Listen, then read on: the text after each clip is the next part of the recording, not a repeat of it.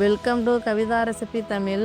இன்றைக்கி பார்க்க போகிற ரெசிபி இந்த மலைக்கு நல்லா சூடான மட்டன் குழம்பு மாஸ்டர் ரகசியப்படி எப்படி செய்யலாங்கிறத பார்க்கலாம் வாங்க. ஃபஸ்ட்டு இந்த ரெசிபி செய்ய 1/4 கிலோ மட்டன் நல்லா இளங்கறியாக அந்த மாதிரி எடுத்து வச்சுக்கோங்க.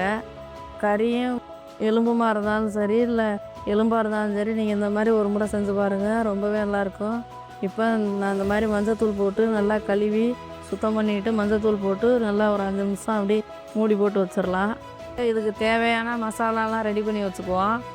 சாம்பார் வெங்காயம் சின்ன வெங்காயம் இருந்துச்சுன்னா நீங்கள் பொடியாக கட் பண்ணிவிட்டு அதை மிக்ஸி ஜாரில் நல்லா குறப்பாக அரைச்சி எடுத்துக்கலாம். இல்லைன்னா பெரிய வெங்காயம் இருந்தாலும் பரவாயில்ல.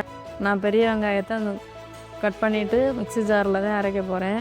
ஒரு தக்காளி, ஒரு சின்ன தக்காளியாக ஒரு 2 தக்காளி எடுத்து வச்சுருக்கேன். இஞ்சி பூண்டு விழுது, கொத்தமல்லி கருவேப்பிலை, பட்டை கிராம்பு, கசகசா, அன்னாசிப்பூ, இந்த மாதிரி இந்த ஸ்பைசஸ் எடுத்து வச்சுக்கோங்க. உங்களுக்கு என்ன விருப்பமோ அதுக்கேற்ற மாதிரி எடுத்து வச்சுக்கோங்க. அந்த மாதிரி இப்போ மஞ்சத்தூள் போட்டு வச்சுருக்க மட்டனை திரும்ப ஒரு தடவை நல்லா கழுவி எடுத்து வச்சுருக்கேன். தண்ணி இல்லாமல் நல்லா ஒட்டை வடிச்சிட்டு எடுத்து வச்சுக்கோங்க.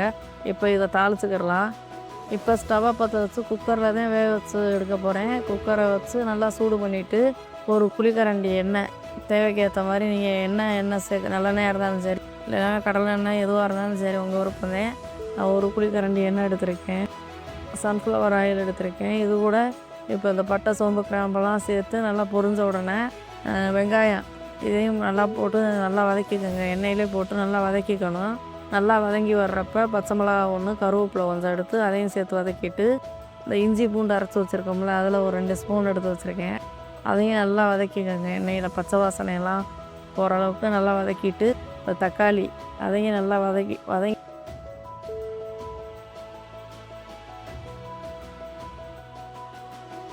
வர்றதுக்கு கொஞ்சம் லைட்டாக உப்பு சேர்த்துக்கிறலாம். உப்பு சேர்த்து அதே சீக்கிரமே வதங்கும். இதையும் சேர்த்து நல்லா வதக்கிட்டு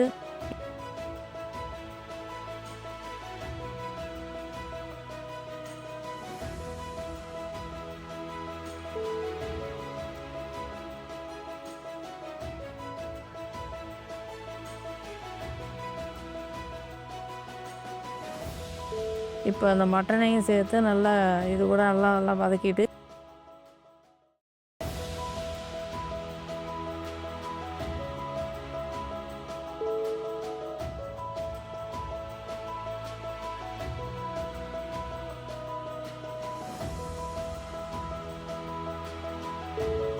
உங்களுக்கு மட்டன் எந்த அளவுக்கு இருக்கோ அதுக்கேற்ற மாதிரி கூட்டி குறைச்சி தண்ணி சேர்த்துக்கோங்க.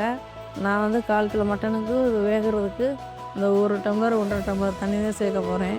இதை ஊற்றிட்டு மூடி போட்டு வச்சுக்கலாம். ஒரு 3-4 விசில் உங்களுக்கு குக்கருக்கு ஏற்ற மாதிரி நீங்கள் விசில் விட்டு எடுத்து வச்சுக்கோங்க.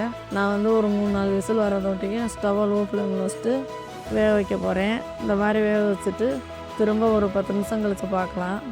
இப்போ வெந்துருச்சான்னு செக் பண்ணி பார்க்கலாம். இப்போ நல்லா வெந்துருச்சு கறி. இப்போ இதில் மசாலா சேர்த்துக்கலாம்.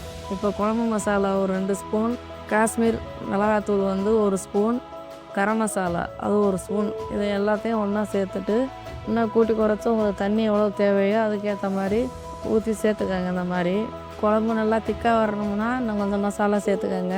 இல்லை தண்ணியாக இருக்கணும்னா இன்னும் கொஞ்சம் தண்ணி சேர்த்துக்கோங்க. அந்த மாதிரி சேர்த்து இந்த மசாலா வாசனையெல்லாம் போய் எண்ணெயெல்லாம் புரிஞ்சு நல்லா வெந்து நல்லா மசாலாலாம் குழம்போட நல்லா மிக்ஸ் ஆகி வரதோடைக்கு மூடி போட்டு இன்னும் திரும்பவும் ஒரு 10 நிமிஷம் கூட நல்லா வேக விட்டுருங்க. மட்டன் நல்லா வெந்து வரட்டும்.